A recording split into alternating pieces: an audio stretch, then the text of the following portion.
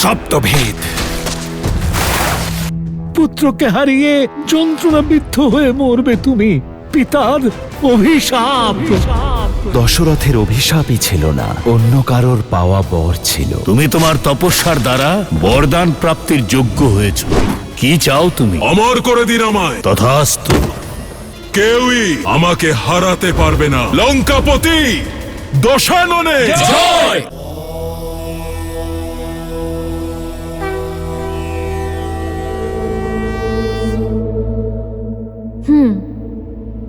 বুঝতে পারছি না মহাদেব, দশানন তো সমস্ত জীবের থেকে সুরক্ষিত ছিল, তাহলে শ্রীরামের জন্মের সঙ্গে এর কি সম্পর্ক?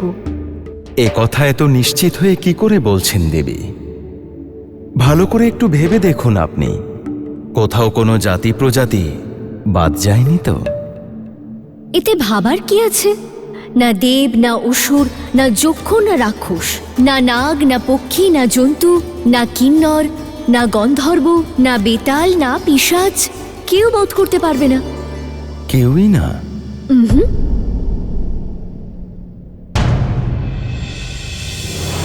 দশানন তো মানুষের নাম নিতে ভুলেই গেছে। হ্যাঁ দেবী, নিজেকে মহান জ্ঞানী আর মহান বলশালী ভাবা লোক এমন গুরুত্বপূর্ণ বস্তু কিংবা ব্যক্তিকে তুচ্ছ মনে করে তাকে উপেক্ষা করতে থাকে, আর বিশেষ সময় এলে তাকে ভুলেও যায়। দশাননও সেই ভুল করেছে, মানুষকে দুর্বল মনে করে ভুলে গিয়েছে। আর এটাই হলো কারণ ভগবান বিষ্ণুর পৃথিবীতে মানুষ হয়ে জন্মগ্রহণ করার। এখন তো আমি আরো বেশি আগ্রহী শ্রীরামের জন্ম দেখার জন্য। দশাননের এই বরদানের খণ্ডনকে এই সংসারে আসতে দেখে ঋষি বশিষ্ঠ পুত্রকামিষ্ঠ যজ্ঞের পরামর্শ দিয়েছিলেন, তাই না? সে বিষয়ে বলুন। হ্যাঁ দেবী,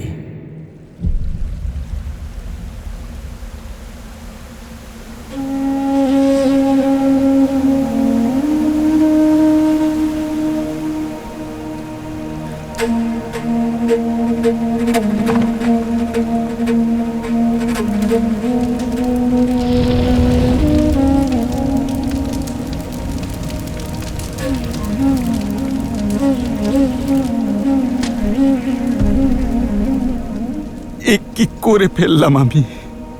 কি করলাম এটা? কেবল 8 মাস বয়সে আমি আমার মাতা পিতাকে হারিয়ে ফেলেছিলাম। সেদিন থেকে শুরু করে আজ অবধি আপনি আমায় ধীরে ধীরে বড় করে তুলেছেন গুরুদেব। আপনি আমাকে ধর্ম আর অধর্মের পার্থক্য বুঝিয়েছেন,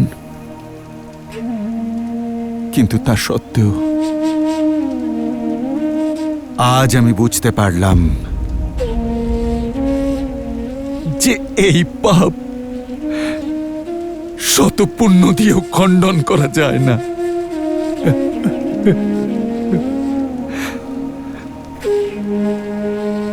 গুরুদেব, ভুল মানুষ মাত্রই হয় রাজন, কিন্তু আপনি ক্ষমা চেয়েছেন অপরাধের জন্য। নিজের ভুলকে গোপন না করে আপনি শ্রবণের বৃদ্ধ মাতা পিতাকে সামলাতে গেছেন। এতেই এটা প্রমাণ হয় রাজন যে আপনার উদ্দেশ্য শুভ ছিল। কিন্তু শুধুমাত্র উদ্দেশ্য শুভ হলেই তো হয় না, উদ্দেশ্যের সঙ্গে সঙ্গে পথ শুভ হওয়াটাও জরুরি। গুরুদেব, আমি রঘুকুল আর অযোধ্যার সিংহাসনকে লজ্জিত করেছি। আশাহত হবেন না রাজন। এখন আশাহত হওয়া ছাড়া আর কি বাকি আছে গুরুদেব? রঘুবংশকে তার উত্তরাধিকারী দিতে পারলাম না, আর এখন এই অভিশাপ যে পুত্র বিয়োগে আমার মৃত্যু ঘটবে। পুত্র বিয়োগ, পুত্রই যেখানে নেই সেখানে বিয়োগ কিসের? পুত্র বিয়োগ অর্থাৎ গুরুদেব, আমি যেটা এইমাত্র বললাম তার তাৎপর্য কি? এটাই তো যে এই অভিশাপ সফল হওয়ার জন্যে আমার পুত্র হবে, তাই তো গুরুদেব? সেই জন্য আমি বলেছিলাম আশাহত হবেন না রাজন। অজান্তে ভুল হয়েছিল, কিন্তু আপনি মোটেও আপনার কর্তব্য ভোলেননি। উদ্দেশ্য সঠিক ছিল, সেই জন্য অভিশাপেও বর প্রাপ্তি ঘটল। কিন্তু কিভাবে গুরুদেব? পুত্র কামিষ্ঠী যজ্ঞের দ্বারা।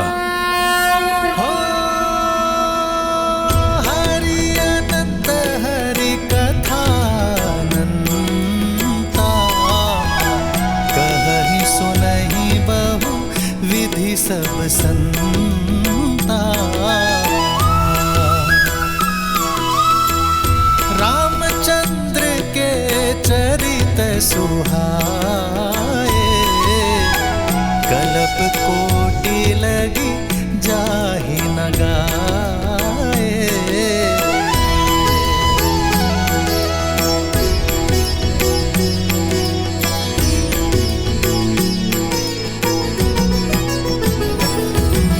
মহারাজ দশরথের জয়। মহারাজ গুরু বশিষ্ঠের আদেশে মহারাজ দশরথের রাজা দশরথ মহারাজ দশরথ তার জামাতা ঋষ্যশৃঙ্গকে মহারাজ দশরথ এই যজ্ঞ করতে বলেন। মহারাজ দশরথের জয়। মহারাজ সমস্ত অযোধ্যা নগর উৎসবের সাজে সেজে উঠেছিল। জয়। মহারাজ দশরথের জয়। আর স্বয়ং রাজা দশরথ তাঁর জামাতা ঋষ্যশৃঙ্গকে সম্পূর্ণ শ্রদ্ধার আপ্যায়নের সঙ্গে যজ্ঞশালার দিকে নিয়ে এলেন।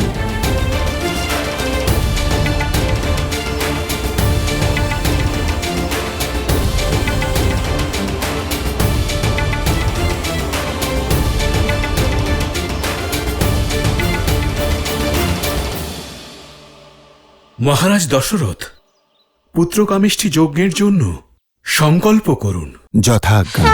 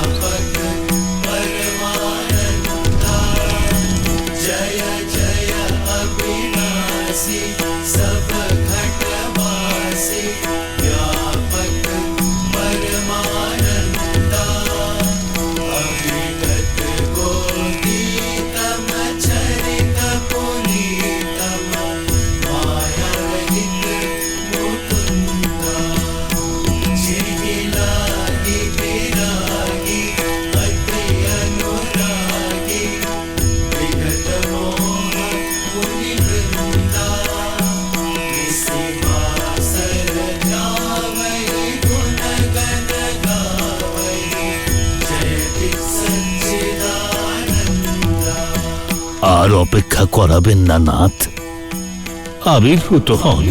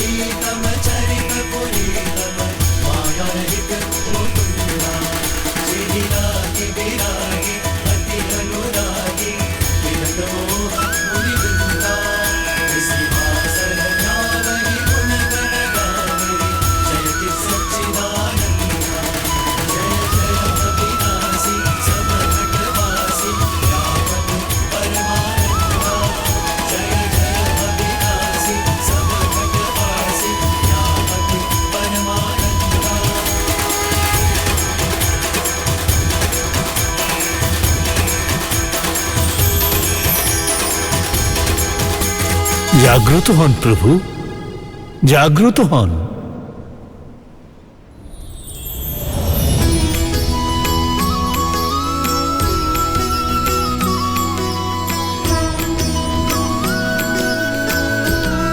প্রভু, রাবণের পাপ আর অত্যাচারে পৃথিবী অতিষ্ঠ।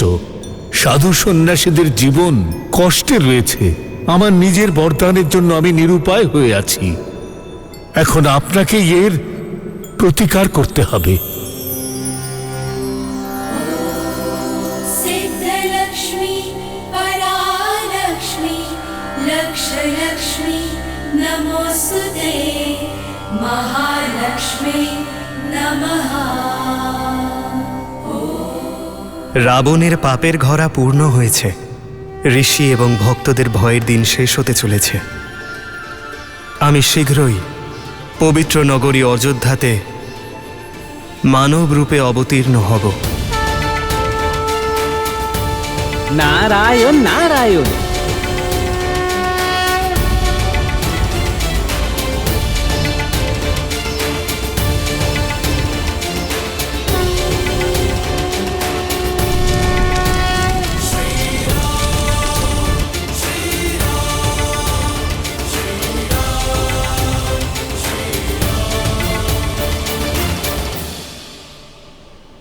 কি হয়েছে দেবী?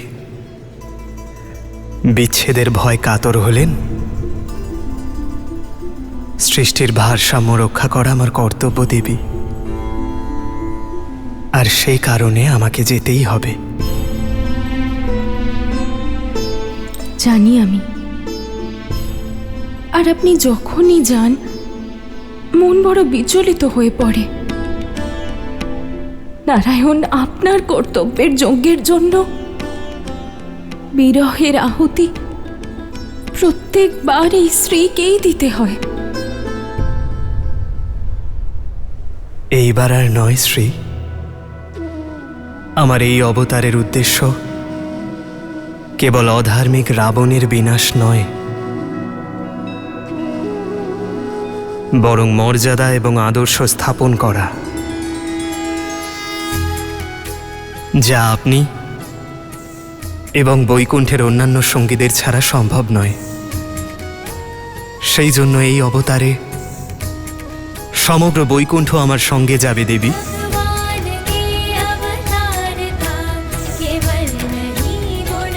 আর আপনি আমার ছায়া সঙ্গী হবেন, কারণ স্ত্রীকে ছাড়া এই বিষ্ণুর কোনো অস্তিত্ব নেই দেবী। একইভাবে সীতাকে ছাড়া রামও অসম্পূর্ণ থাকবে দেবী।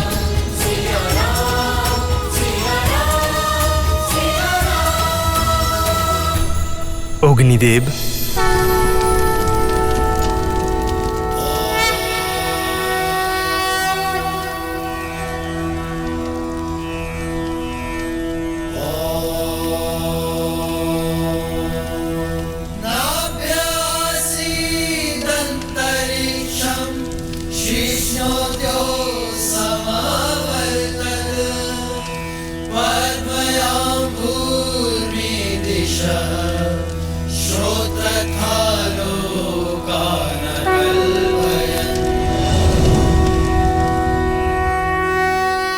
পুত্রকামিষ্ঠি যজ্ঞ সফল হল মহারাজ দশরথ।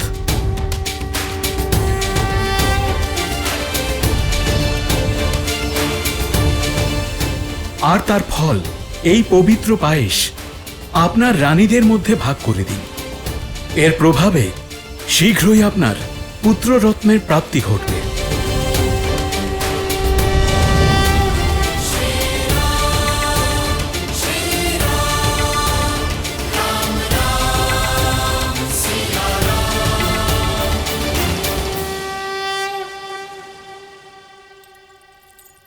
কৌশল্যা,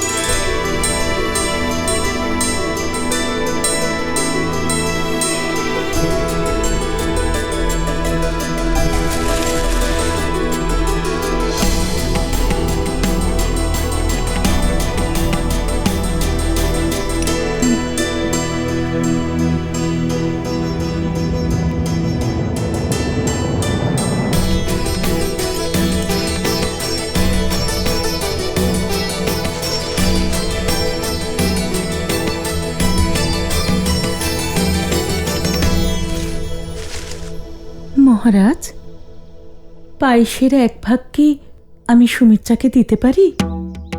ও, এত বড় ভুল আমি কি করে করলাম?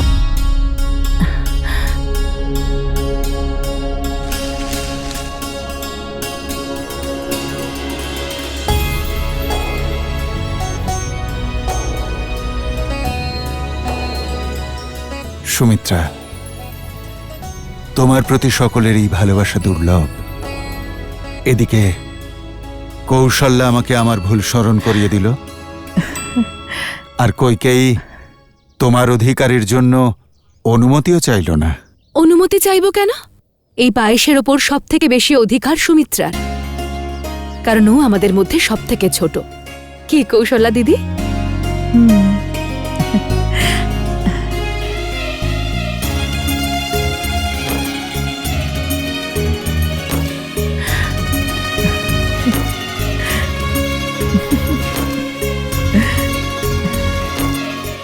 আপনারা দুজন সর্বদাই আপনাদের প্রেম দিয়ে আগলে রেখেছেন দিদি, তাই আমিও কথা দিচ্ছি যে আমার সন্তান আপনাদের দুজনের পুত্রদের ছায়া হয়ে থাকবে।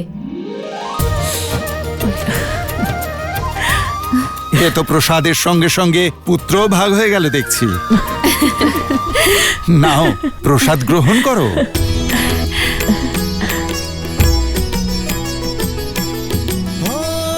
प्रेम का है प्रसाद बड़ा पावन, ज्यों ज्यों बढ़ता ये बढ़ता सौभागन। त्याग सुमित्रा का बन दो गुना लौटा, झोली भरे बदन आदर करे छोटा। মহারাজ দশরথ, এই প্রসাদের 4 ভাগ করা হয়েছে, সেজন্য আপনি 4টি পুত্র সন্তান লাভ করবেন।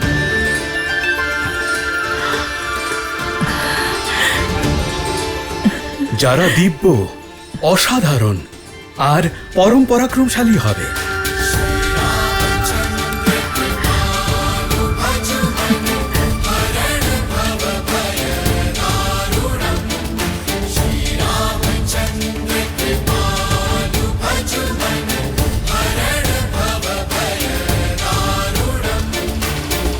আনন্দিত হলাম।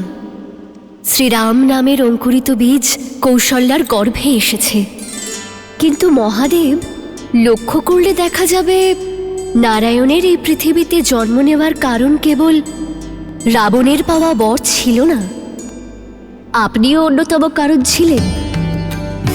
না আপনি ওকে চন্দ্রহাস দিতেন, আর নাও এত শক্তিশালী হতো, আর না সংসারের জন্য সংকট হতো। ওকে রাবণ নাম তো আপনিই দিয়েছিলেন। হ্যাঁ দেবী, কিন্তু আমি রাবণকে যা দিয়েছি তার কর্মফল হিসেবেই দিয়েছি। যেভাবে ব্রহ্মাদেব রাবণকে তার তপস্যার কর্মফল বর হিসেবে প্রদান করেছিলেন, সেইভাবে চন্দ্রহাসও রাবণের কর্মের ফল ছিল। আপনার নিশ্চয়ই সেই মুহূর্তের কথা মনে আছে, যখন তাঁর অহংকারে মত্ত হয়ে দশানন কৈলাস পর্বতে এসেছিলেন।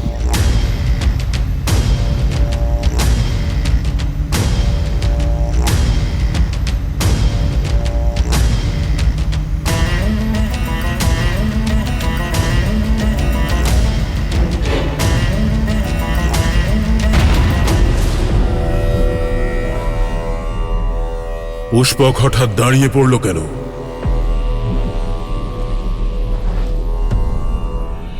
পুষ্পক,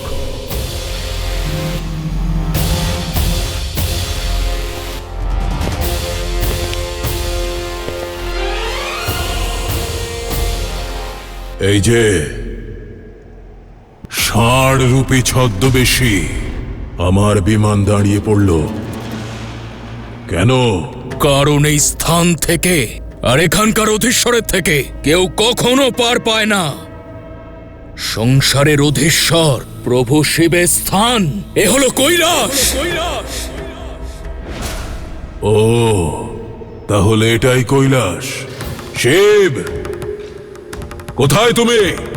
দেবতাদের পরাজিত করার পর তুমি ছিলে আমার লক্ষ্য।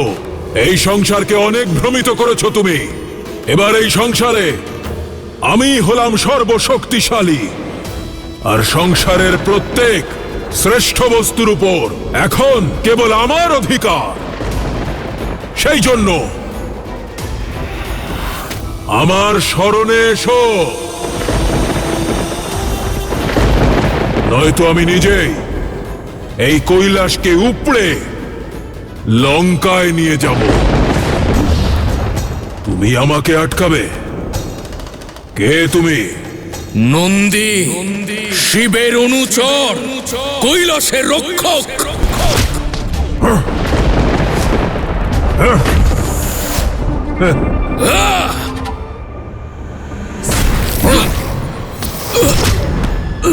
হয়ে গেল? এটুকুই শক্তি ছিল? ষাঁড় থেকে বানর হয়ে গেলে? অহংকারে ডুবে থাকা রাক্ষস, তোমার বিনাশের সূচনাও বানরের হাতেই হবে।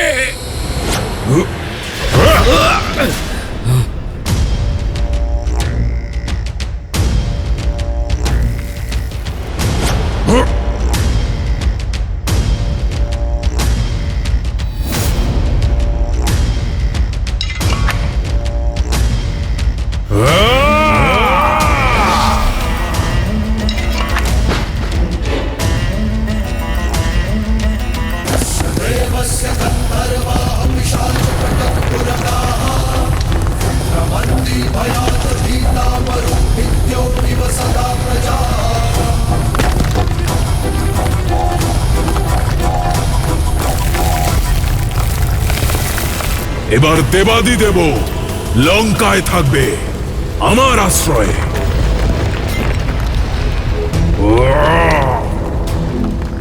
মহাদেব, এ কি হচ্ছে?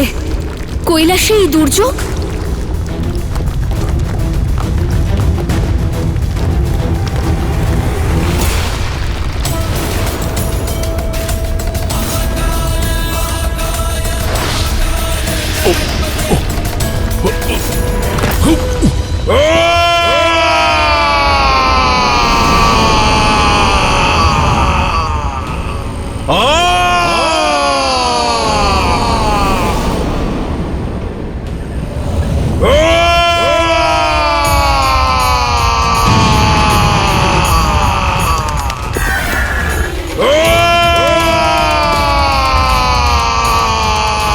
স্বামী, এ কার ডাক?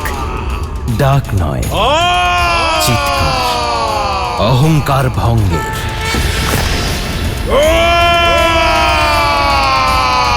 মহাদেব, ও কে? ওর কান্নার স্বর আমি সহ্য করতে পারছি না, ওকে থামান। মহাদেব, আমি আমার ভুল বুঝতে পেরেছি। আমার অহংকার চূর্ণ হয়েছে। দর্শন দিন। হর হর হর মহাদেব, দর্শন দিন।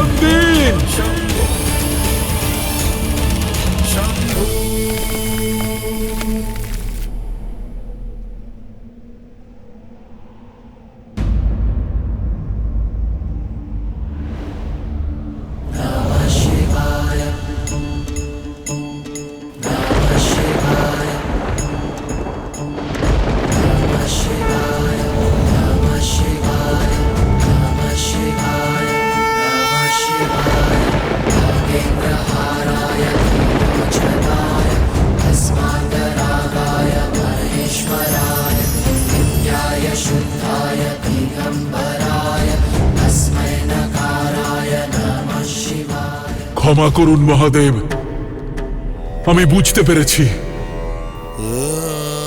এই সংসারে যদি কেউ থাকে যিনি সর্বশক্তিমান, তিনি হলেন আপনি। এই দশানন আপনার সামনে আজ নত হচ্ছে। আজ থেকে আমার কাছে কেবল আপনিই পূজ্য হবেন, চিরকাল। কেবল আপনি আমার আরাধ্য থাকবেন। আমি আপনাকে রুষ্ট করেছি, নিজের অহংকারের বশে কষ্ট দিয়েছি আপনাকে। যতক্ষণ না আপনি আমার উপর প্রসন্ন হচ্ছেন, আমি আপনার আরাধনা করতেই থাকব।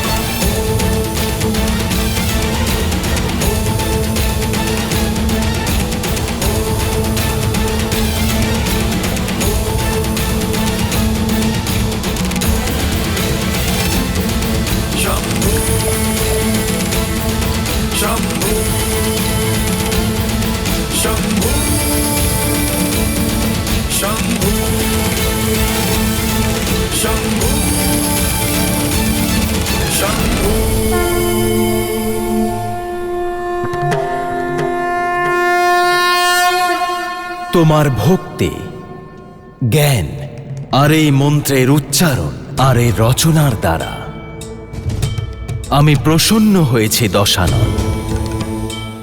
তোমার আর্তনাদ ত্রিলোক ব্যতিব্যস্ত করেছিল,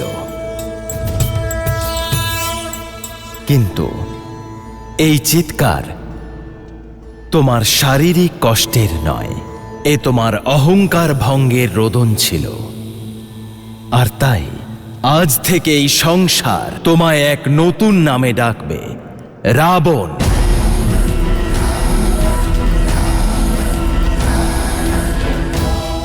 সে যার রোদন ত্রিলোকে তোলপাড় ফেলে দিয়েছিল, আর তোমার রচিত স্তোত্রকে সংসার রাবণ স্তোত্র নামে চিনবে।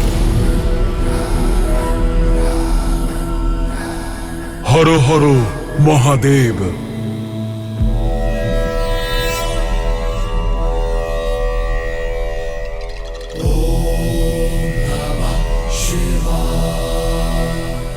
মহাদেব, আমি চিরকাল আপনার ভক্ত থাকব, কিন্তু কিন্তু কি রাবণ?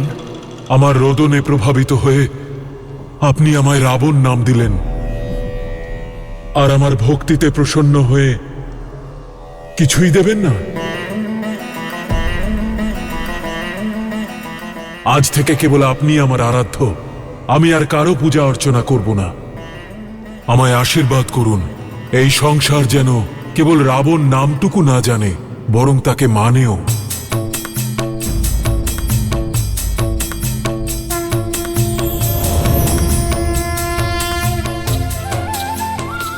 এটা দৈব খড়গ, চন্দ্রহাস, এটা অজেয় রাবণ। তোমার ভক্তির কর্মফল স্বরূপ আমি এটা তোমায় দিচ্ছি।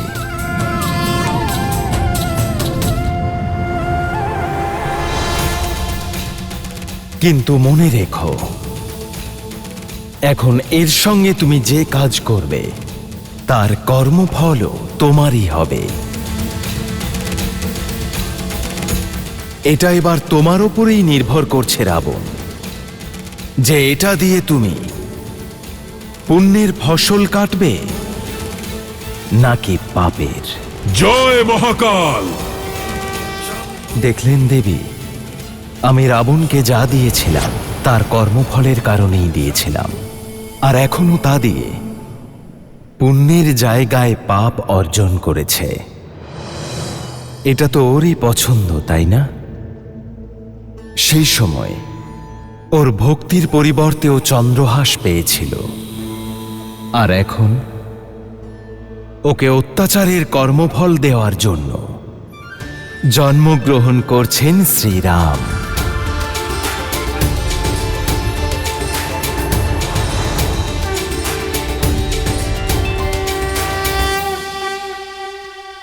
আর্য, জানি না কেন আমার মনে হচ্ছে যে আমার গর্ভে পালিত সন্তানের মুখ ভগবান বিষ্ণুর মতো। এতে কোনো সন্দেহ নেই যে তোমার মতো পবিত্র মনের মাকে স্বয়ং ঈশ্বর পর্যন্ত মা বলে ডাকতে পারলে গর্বিত হবেন।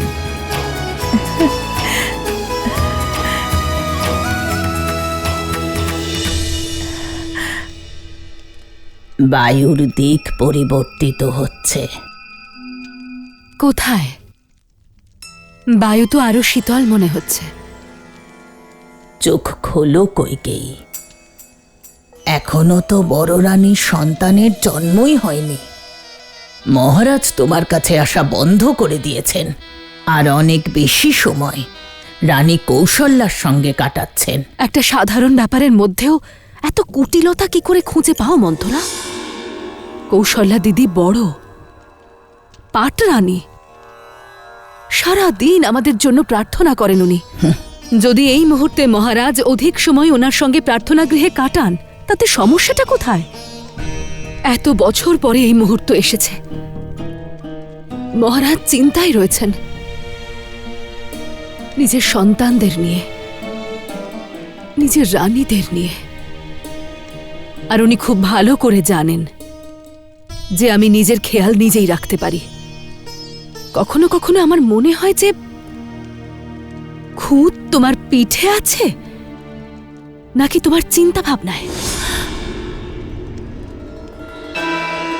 সকলে ঠিকই বলে, সুন্দরী নারী মূর্খ হয়, যেমন তুমি সরল আর মূর্খ।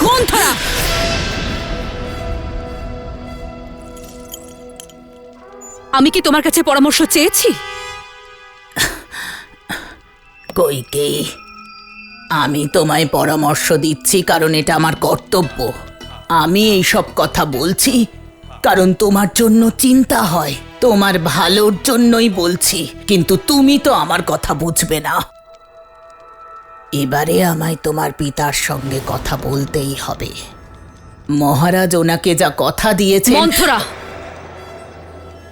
এখন এই মুহূর্তে আমার কক্ষ থেকে বেরিয়ে যাও। কিন্তু কইকেয়ী, এখনই আমার কথা বেরিয়ে যাও।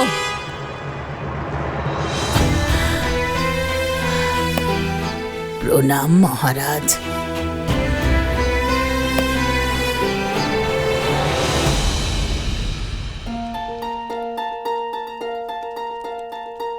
এই অবস্থায় দাসীর ওপর ক্রুদ্ধ হওয়া একদমই অনুচিত। তাহলে আর কি করতাম? ওই মন্থরা না। এসো, বসো। দাসীকে নিয়ে সমস্যা হলে তোমার জন্য এই দাস প্রস্তুত আছে।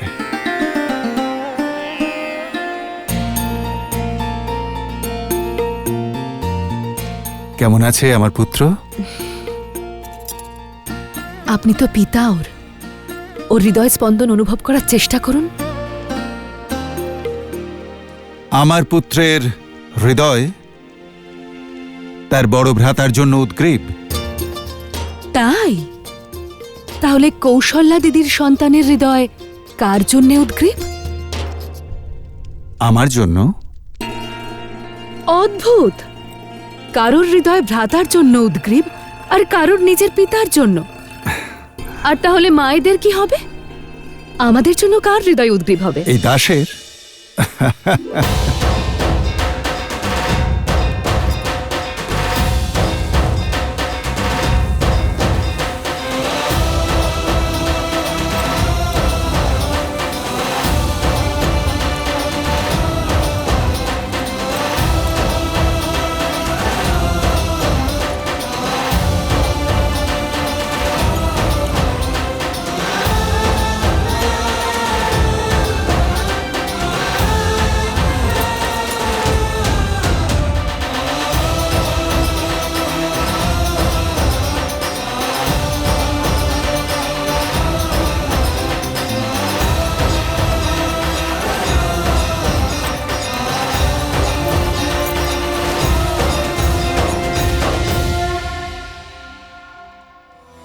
येनादिते सीमानं नयति प्रजापतिर्महते सौभगाय तेनाहमस्य सीमानं नयामि प्रजामस्य जरदष्टि गृह्णामि। সীমান্ত শিক্ষা 16টি শিক্ষার মধ্যে তৃতীয় দেবীগণ। এই শিক্ষা তখনই দেওয়া হয় যখন গর্ভে পালিত সন্তানের শোনার, বোঝার আর ভাব গ্রহণ করার ক্ষমতা চলে আসে। এই শিক্ষার ভাব এটাই যে আগত সন্তান শুভ শিক্ষা, সুস্থ মন আর শরীরের সঙ্গে যেন এই পৃথিবীতে আসে। কে কয়ে নরেশ মহারাজ অশ্বপতি প্রবেশ করছেন।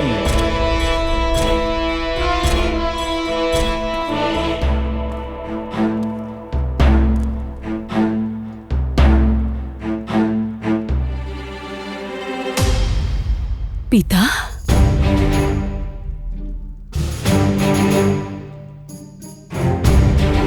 কিন্তু আপনার 3 রানী একসঙ্গে গর্ভবতী। এই পরিস্থিতিতে বলা যায় না 3 রানীর মধ্যে কোন রানী আপনার জ্যেষ্ঠ পুত্রের জন্ম দেবে। আমার নাতি যেন অযোধ্যার যুবরাজ হয়। প্রণাম মহারাজ অশ্বপতি, স্বাগত। অভিনন্দন অযোধ্যাপতি। আপনাকেও। পিতা হতে চলেছেন আপনি। ধন্যবাদ। আশা করছি কইকেয়ীর সঙ্গে বিবাহের সময় আপনি যে কথা দিয়েছিলেন তা আপনার মনে আছে। স্মরণে আছে মহারাজ। আমি আবারও মনে করিয়ে দিচ্ছি, আপনি আমাকে কথা দিয়েছিলেন ভবিষ্যতে আমার কন্যা কইকেয়ীর পুত্রই অযোধ্যার যুবরাজ হবে।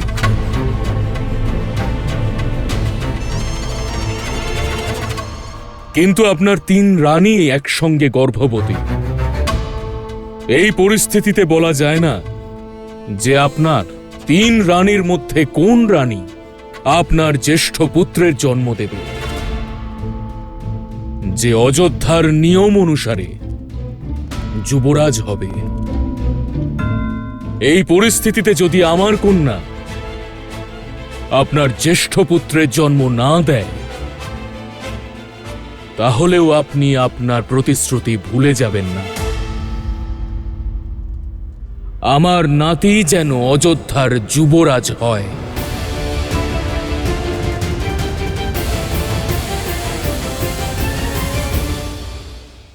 এই রঘুবংশে কথার অমর্যাদা করা হয় না পিতা। আপনাকে দেওয়া কথা অযোধ্যাপতি অবশ্যই রাখবেন। আমার পুত্র এবং আপনার নাতি অযোধ্যার রাজা হবে।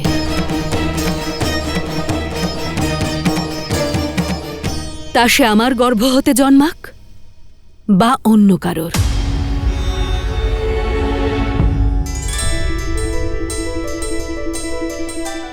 তা কি করে সম্ভব? রঘুবংশের প্রতিটি পুত্রের মাতা হব আমি। সেই হিসেবে তো প্রতিটি রাজকুমারী আপনার নাতি। তাহলে আপনার কথার অন্যথা তো হলো না।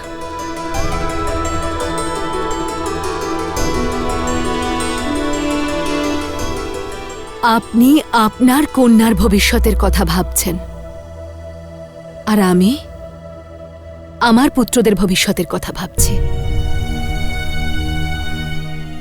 আজ আমার সাদ অনুষ্ঠান হয়েছে। আজ থেকে আমার গর্ভে থাকা সন্তানের চৈতন্য হয়েছে। সব শুনতে পাচ্ছে ও, সমস্ত ভাব গ্রহণ করতে পারছে। কি ভাব দেব আমি ওকে যে ওর মা এমন একটি বংশের কন্যা যেখানে রাজপাঠের জন্য কাউকে প্রতিজ্ঞাবদ্ধ করা হয়, নিজের লোভের জন্য বংশের মর্যাদাহানি করা হয়। না পিতা, একজন পিতা তার সন্তানের মধ্যে প্রাণের সঞ্চার করে, কিন্তু একজন মাতা তার সন্তানকে সুশিক্ষা দেয়। আমি চাই যখনই কেউ আমার পুত্রকে দেখবে তখন ওর মধ্যে রঘুবংশের গর্বের সঙ্গে সঙ্গে কৈকেয়ীর ধর্ম আর তার শিক্ষাকেও দেখতে পাবে। পিতা, আমি আর কেকয়ের কন্যা নই, আমি অযোধ্যার কুলবধূ, সেই অযোধ্যার যা আমার হবু সন্তানের মাতৃভূমি। আর আমি এই মাতৃভূমির শক্তিকে কখনো দুর্বল হতে দেব না পিতা, কখনো না।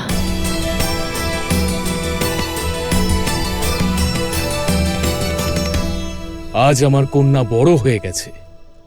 আমি গর্বিত যে আমি এমন একজন কন্যার পিতা যে নিজের স্বামীর মনের কথা বুঝেছে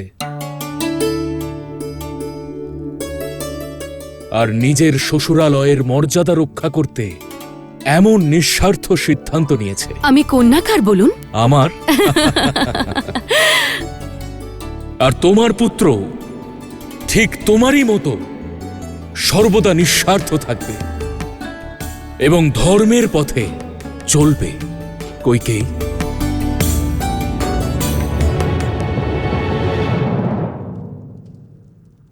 প্রণাম মহারাজ।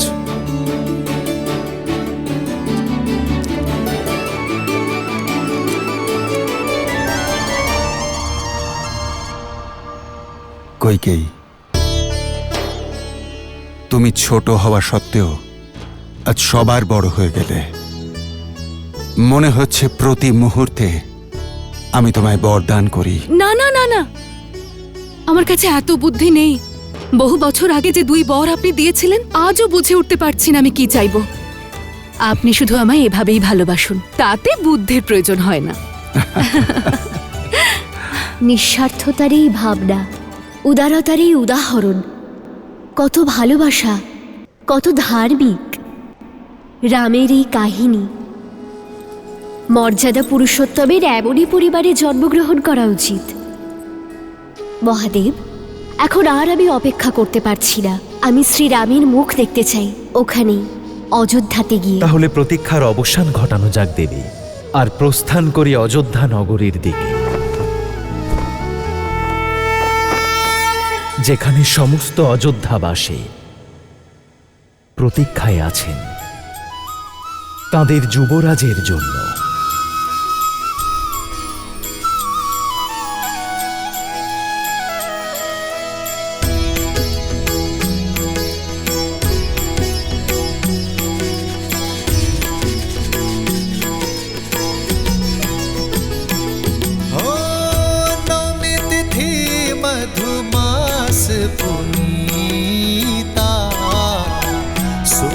पक्ष अभिजित हरिप्रीता,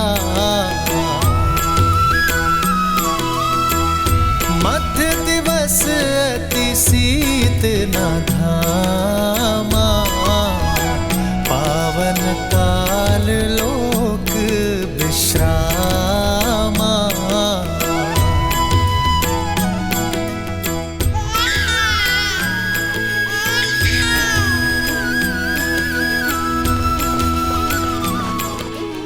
মহারাজ, অভিনন্দন, দশরথ নন্দন এসেছে।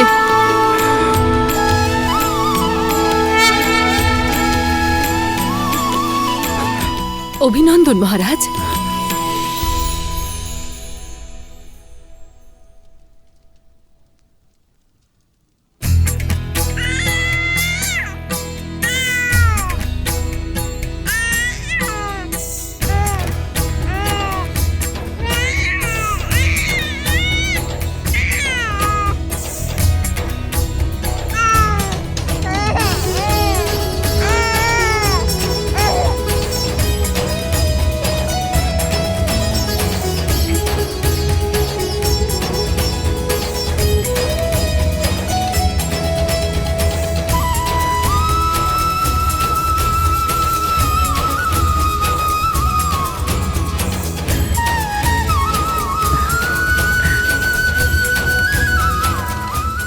আমার পুত্র,